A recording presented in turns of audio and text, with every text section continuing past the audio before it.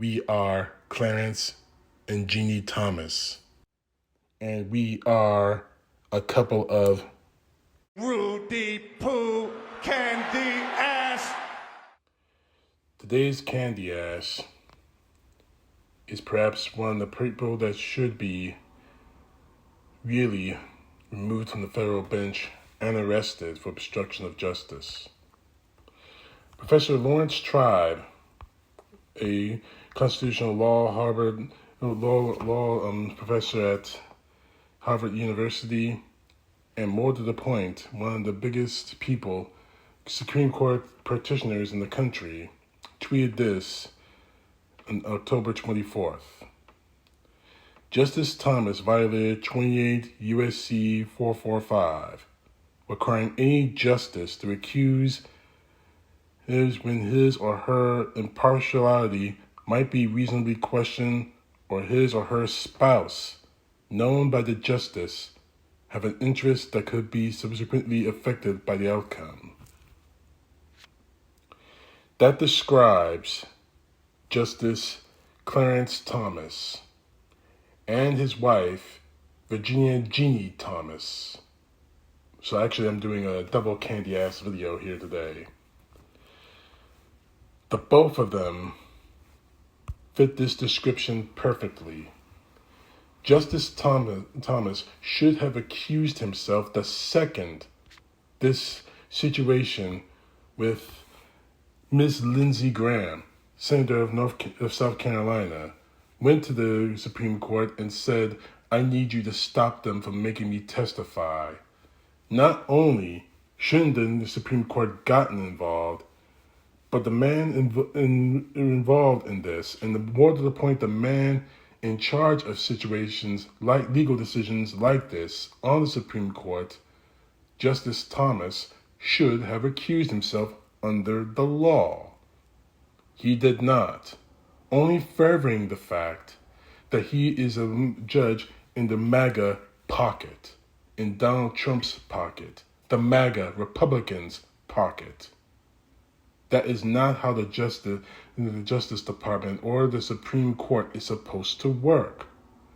And it only further pushes the idea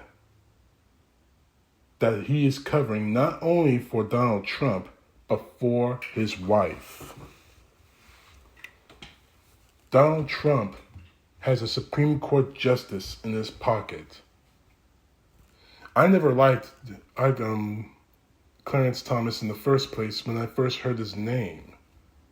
The man is a scumbag conservative who has shown his true colors in the last year, who overturned Roe v. Wade, the safety net for women who need abortions in cases of rape, incest, or when the woman's life is in danger.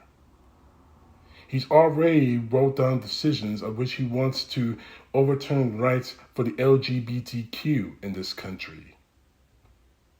And now he's probably thinking about destroying interracial marriage, which is a very funny thing considering the fact that he's a black man married to a white woman. A woman who herself is in legal trouble after text messages and phone calls trying to get Republicans to try to overturn the 2020 election in favor of Donald Trump, even going so far as to suggesting people are sent to Guantanamo Bay who don't follow Donald Trump, for those who don't support Donald Trump and those who don't break the law for Donald Trump. She's up in her neck to legal problems as well. The two of them have single-handedly shown that we cannot trust the Republican Party, we cannot trust conservatives on the Supreme Court. In the end of the day, Clarence Thomas broke the law. He should have accused himself from the case of Lindsey Graham when he should have said to him, "I can't do this. I can't be involved in this because I have a conflict of interest. My wife may be affected by the outcome of all of this because I believe she texted or called or at the very least posted on Twitter about you, Senator Graham. But unfortunately, Clarence Thomas did not do that. He broke the law. Clarence Thomas, I knew you as a punk when you got into the Supreme Court. You showed yourself a conservative whore, a Trump whore, after he was elected. And now, you are nothing more, you and your wife are nothing more than a couple of Rudy Poo Candy Ass. CTP. Know the truth. God bless. Peace to the left, justice to the right.